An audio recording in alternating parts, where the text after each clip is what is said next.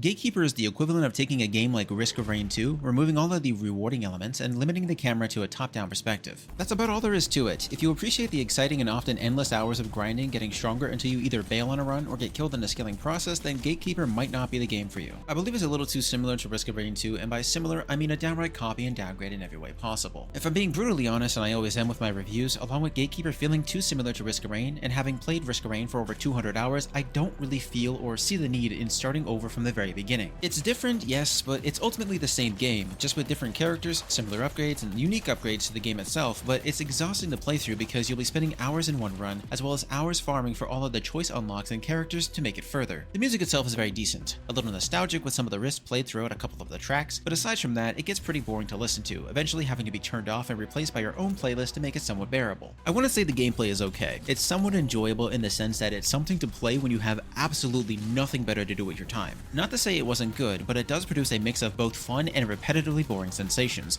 as the longer that you play, the more bullet sponge everything becomes, consuming more of your time artificially because it doesn't feel like you're ever getting any stronger with time with how they distribute the items. Everything scales basically together, so if you're playing normal mode, you'll be faced with completing a variety of tasks such as charging a totem, activating pillars, defeating all of the foes, and of course, one or more bosses at once. Arena is more to the point. You don't have to exit via a teleporter and run around like you do in normal mode. You're just here to kill enemies until the timer runs out, fight a couple of bosses, then eventually leave, though you do get less rewards than normal play. You can only upgrade yourself by picking up randomly generated pillars, and after each level. This basically fine-tunes you to remain weak or weak-ish until you're lucky enough to acquire a random ×10 early on for things like attack speed or even multi-shot. Furthermore, with enough kills, you can upgrade your character's stats, effectively turning this into a stat check game when dealing with specific types of monsters, such as gaining the ability to cast your second or third skill multiple times with items, and then having something like 75% cooldown for those skills. Or doubling down on 400% damage increase to your basic attack. It's a little too volatile and random. Even for a roguelike, it just feels like nothing here is really that rewarding.